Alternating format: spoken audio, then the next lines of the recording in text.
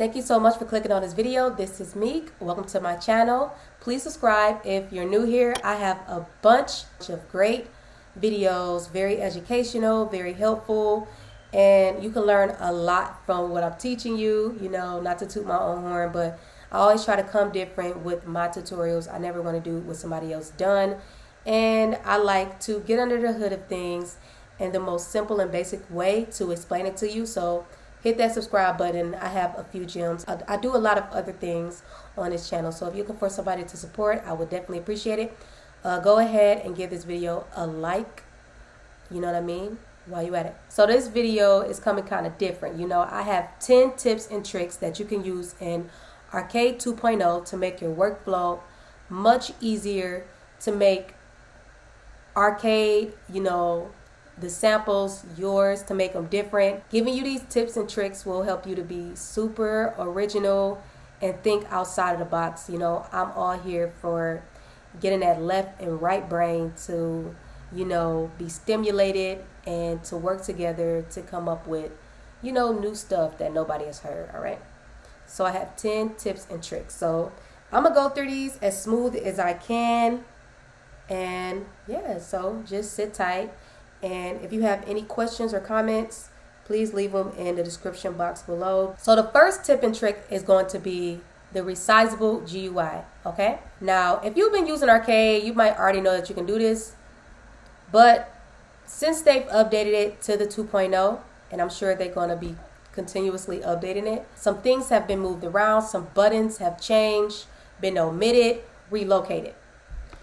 So I'm going to show you some things. So first, I'm going to show you how to resize your GUI in Maschine. Maschine should function like your other DAWs, so that's why I'm going to use this. It's more universal. Logic is its own thing. We're going to be using Logic today, though.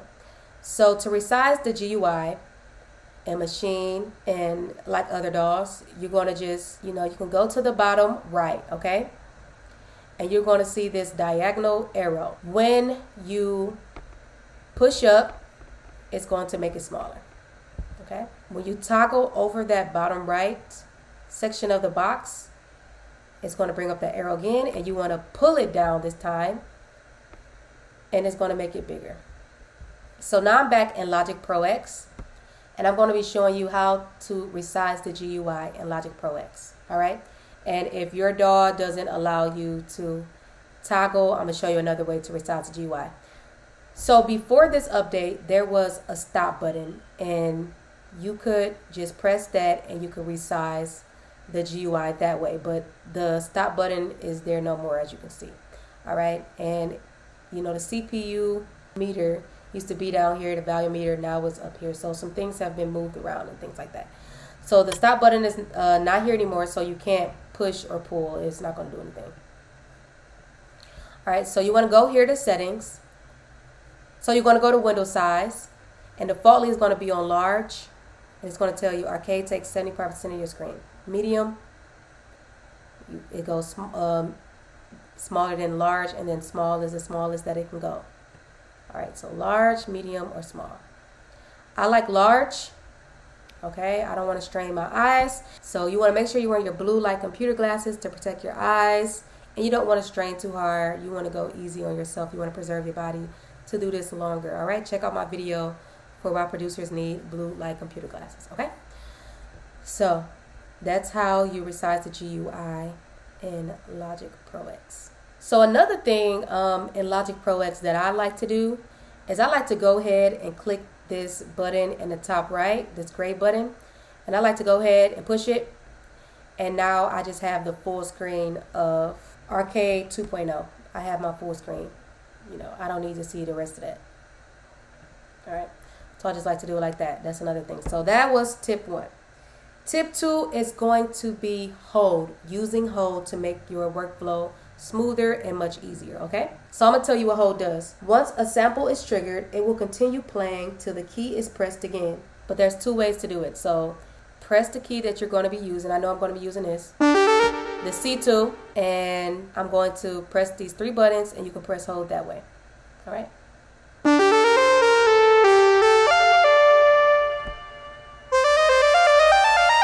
All right, and when you press it, it stops playing.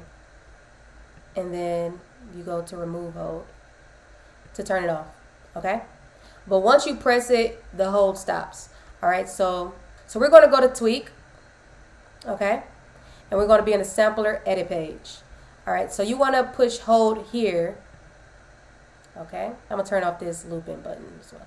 So press hold. Now the reason hold is so important because when you're editing the volume, the panning, the tag, the filter, it's so much easier to edit because you can hear how the different effects is affecting, you know, the audio wave. All right, so that's why hold is important. You want to keep on hold while you are editing for that reason, okay? Number 3. So our third trick is going to be move and copy samples around the keyboard, okay? This is a great tool because you can move a sample to anywhere you want around your keyboard, all right? And just know that when you do move it, you're basically swapping sounds, okay? So say if I wanted the loop I know I'm only going to be using from this pack, if I wanted that on my C2 to make it easier for me, I can just go ahead and just drag and drop it to the C1 key. So here it is. I'm going to demonstrate it. So now it's at our C2 and this is going to be on a D. But this tool comes in handy for another reason as well. Say if there's a group of sounds just all in a row, or maybe they're all scattered out, you can arrange all of them to be close by to each other so it can be easier for you to play on your keyboard. All right? So I can put this here. So it can be easier for me to play. And this makes it easier because my sample doesn't have to be at, you know, the C. It can be right in the sequence of all of the other keys that I want to play along with that sample. All right. I'm going to swap that back and I'm going to put it on middle C. I like to put all of the samples that I'm going to be using for the main sample at middle C. So my fourth tip and trick in Arcade is going to be manual entry of parameters. All right. You can now type in parameter values using your computer's keyboard for more manual control over parameters. So what you can do is basically, so say this panning, you know you want this pan to 13. If you go to pan, you toggle over it, you can double click it and you can press 13 and it'll automatically adjust your panning to 13% to the right instead of you having to, you know, thug it out and figure it out that way. Now you could also press -13 and it'll go to -13, which is the left. Left is negative, right is positive, okay? So this is very useful. So your volume, this is at -7 dB. I know I wanted at -13 dB. All right, one more thing you can do here too is, so the tuning, I know I want 12. It'll automatically put 12 in there for me. I don't have to scrub the bar to, you know, find where I want to go. I can just put it in there. This makes things quick and easy. All right, go back to 0. Okay. Number 5. Number 5 is probably one of my favorites. But number 5 is apply a setting to multiple samples. Okay. This makes it so that you can, you know, choose a group of samples and apply the same parameters to each of them. You know, they can all share the same thing, okay? So I'm going to show you how to do this. So I know that I want to do C, D, and E, okay? So what I like to do is I like to always start at the end, all right? So you want to make sure you press the key that you want in this sequence, all right? And it's going to be highlighted. So you're going to hold down Command and you're going to press the C, you're going to press the E, the D, and the C. All right?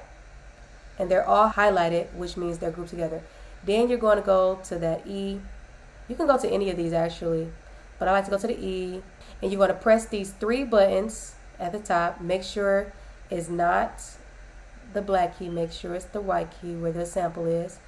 And you're going to press these 3 buttons. You're going to push edit. And say if I want them all tuned to 12, I'm just put in 12. And then after I put in 12, I'm going to double click and I'm going to press apply to select the keys. You're going to see these things jump down there, okay? And then I'm going to go to volume and I'm going to put it at -5 dB. So I'm going to go -5.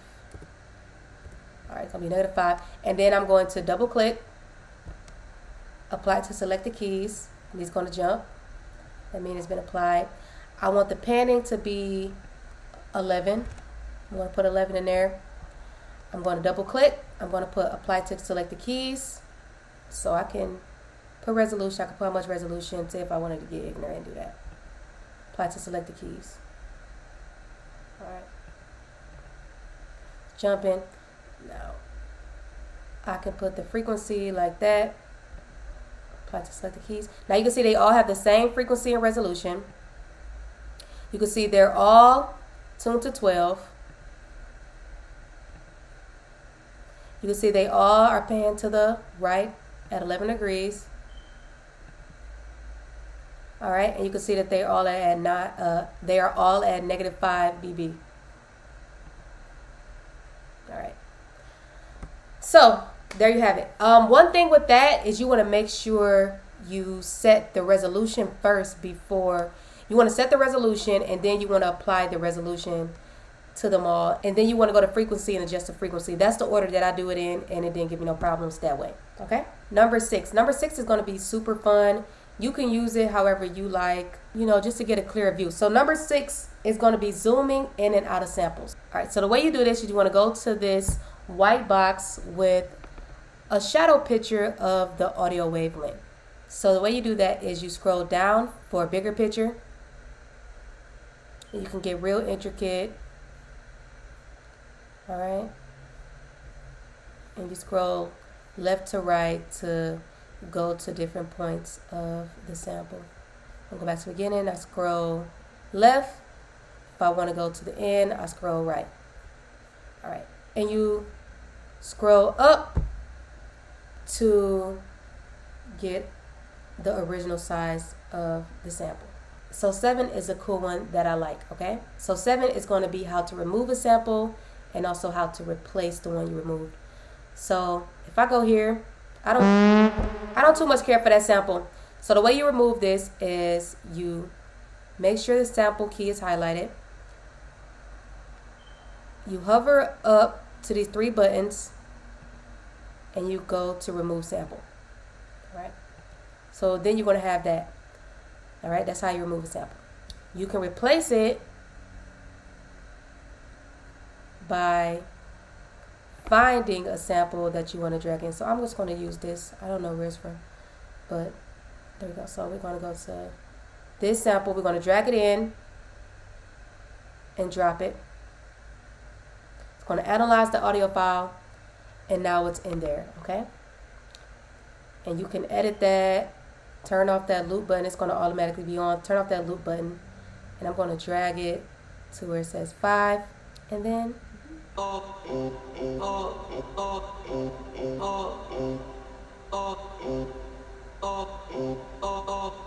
alright, I don't know where this sample is from, but that's how you replace it. Okay? And you can play with the frequency of it and everything like that. You can reverse it. When you reverse, you always want to make sure you edit it, the points, the marking points.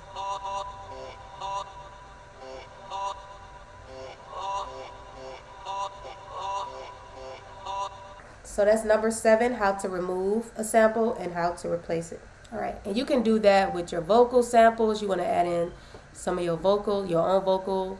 You know, you want to say, oh yeah, you can record that, drag it and drop it in there and have some fun. All right. Okay, so here's number 8. It's set a knob back at its default setting. Okay. Now, with the update, I think some things got lost in translation because you could just double click it and it will get it back to where it was. But this is get it back close to where the default was. Okay. So you may just want to reset the buttons after you've played around with it and you may not like what it sounds like. You don't want to have to reset the whole thing because maybe you've edited some samples and you like the way they sound, and if you re-pull it up again, it's going to just erase all of your hard work. So you can do this. So it's at 100 ms. Now I can, you know, turn it here, turn it there, whatever. It's 100 ms. So if I press Option and I click it once, it goes back to where it was close to. I can also double click it. All right. So here we are at the tag. I'm gonna play with it. So you're gonna press Option, you wanna click it once, click it double twice, and it goes back to exactly where it was. So all of the buttons are different. See, with the release, you click it once. With the attack, you click it twice. With the panning, you can just double click that and go back to 0. The volume is at 7. If you double click it, it goes to 0. Double click, it goes to 27. See, it's okay. So crossfades at 3 ms. I'm gonna play with it. All right. See, if we click it once, it goes to 6.9. I'll double click 4. So double clicking gets it closer with some of these. So with the resolution, if you double click it, 0. Go to frequency, and you double click it, it'll just go to the middle, or it'll go all the way to the right. But it depends. So you can just, the good thing about the volume and the frequency, you could just hear it, or you can see, you know, what you, with the attack and the release and the crossfade, you're probably going to want to use this technique because who really knows what they really do? You know, you just play those by ear. But with the frequency, you know, you want a low pass or high pass. You know, with the volume, you want it up or down or all the way low or all the way up. You know, that's super easy. Okay, so that's number 8. I hope that was helpful. That's probably the most vague one, but I decided to put it here. So number 9 is setting your modulation to your filtering. So you can modulate the filter, which is super dope. This is something that Cable Guides allows you to do as well. So you do this like so. All right, so you want to go to the frequency and you want to go to assign modulation. You can go to first LFO, second LFO. All right. And then you want to go to the modulation. So let's see, we go to edit. Which one? We pick modulation 1. So you got to remember which modulation you set it to. So then you want to go to modulation. You want to go to 1, and you want to choose what type of LFO that you want. I'm gonna do 16. All right. You can also set it to a sequencer. Okay. But I'm gonna do an LFO, and I'm gonna see, do I want to do a sequencer. All right, so 16 square. All right, so let's go back to sample edit, and we're going to go back here. We're going to go to modulation 1 LFO. We're going to go to edit. So what you need to know about modulation and just this arrow, okay? When you put it up to the right, that means it's going to be a positive polarity, which means it goes from right to left. When you pull it down, so if I pull this downward, I'm going to do 100%. It goes from left to right, and it's called a negative polarity, okay? All right, so this arrow where you see this gray, you know, the gray top and at the bottom, it is showing you how much you have. So I pull it up some. You can see the 2 gray areas get a little closer, and that means less is there. That means it's negative 30.5% to the left. All right. Up means going to the right, and I can put it right. I can do 50%.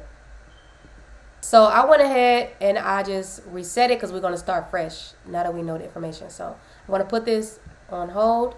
All right, and I'm going to choose what type of filter that I want.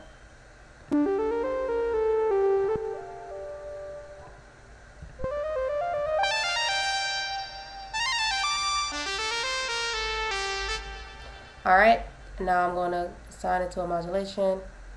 I'm going to do 1. So defaultly it's at 100% positive polarity, okay? And you can see this white little dot. That means it's showing you where, you know, the LFO is going, like the direction. So it's going from the right to the left, from the left to the right. All right, so let's play it.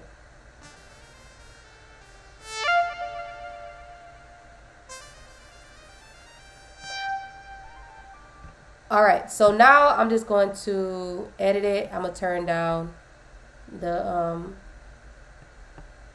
modulation. Turn it down to 50. Let's see, 50.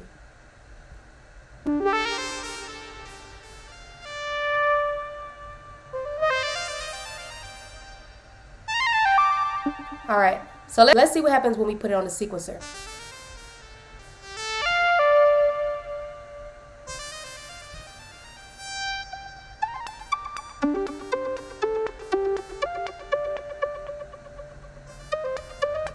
All right, so here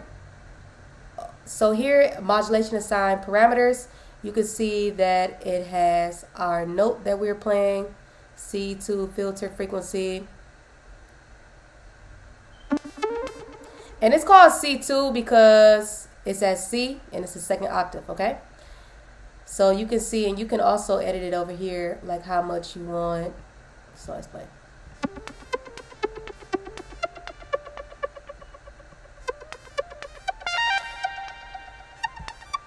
All right, I'm going to change what type of sequencer I'm using. So you go to sequencer and you're going to push these 3 buttons. And I'm going to put in dice game. All right, let's see. You can also choose what type of sound wave you want. It's at a square wave right now. I can do a sine wave.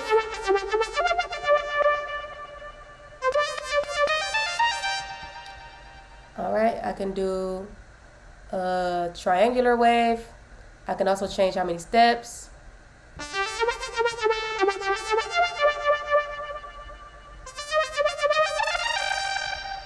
You can change the rate. That means how fast it's being triggered.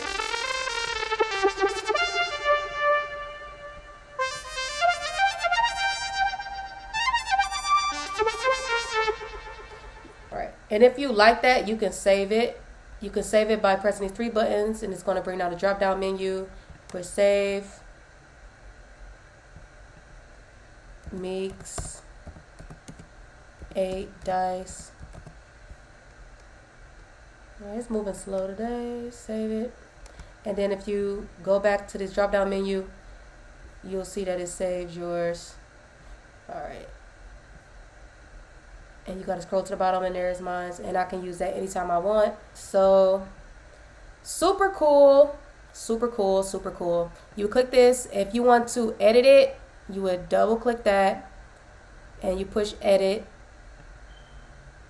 And you can always just edit it to how you like it. I can go down and I can make it go from the left to the right.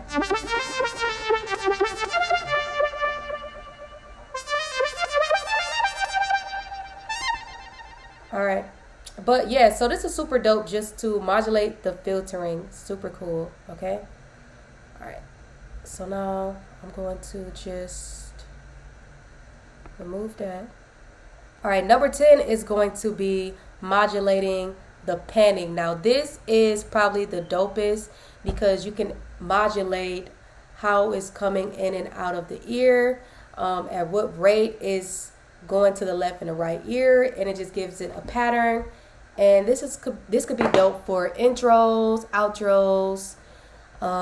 If you want to add some automation, you know what I'm saying, you can definitely do that in Logic and a lot of other DAWs. So I'm going to show you how to do that.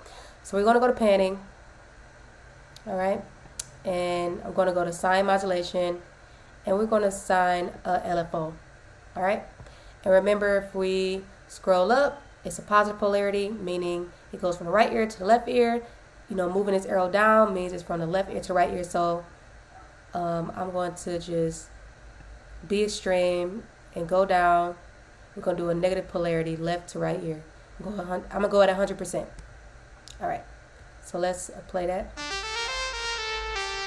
Put your headphones on so you can hear it.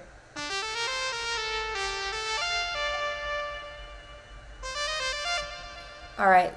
All right. So now that we got our modulation, you can see the little white dot jumping around to everywhere it's going to be hitting. So it's like left, and it goes right, and then it goes all the way right, you know. So it goes in our left, and it goes all the way left, you know, this amount left, then it goes right, this amount, then it goes all the way right down. All right, so we're going to go to the modulation after we do that. And since we put it on LFO, it's going to be triggered to the LFO option. So this is our LFO. And as you can see, it says C2 panning because remember the key is C, it's in the second octave, and it's on the panning effect. So we can edit it here. So let's listen to it. Change the wave, change the rate.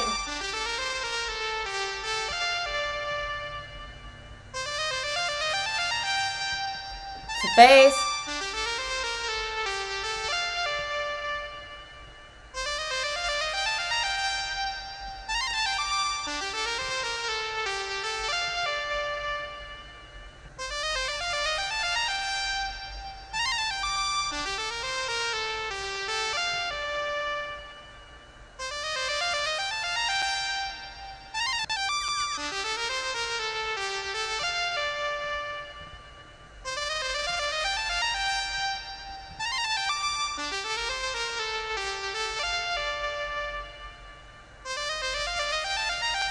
All right, but you can see you can get very creative. I think the panning with the modulation is just a great pairing.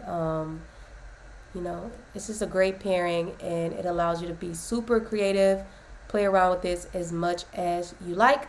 Those are my 10 tips and tricks, and I can go into detail, more into detail for all of these tips and tricks that I suggested for you today, because they're just that dense. And it's so much to be done, and it's so much more to learn. So please subscribe to my channel. Thank you for watching. Have a nice day.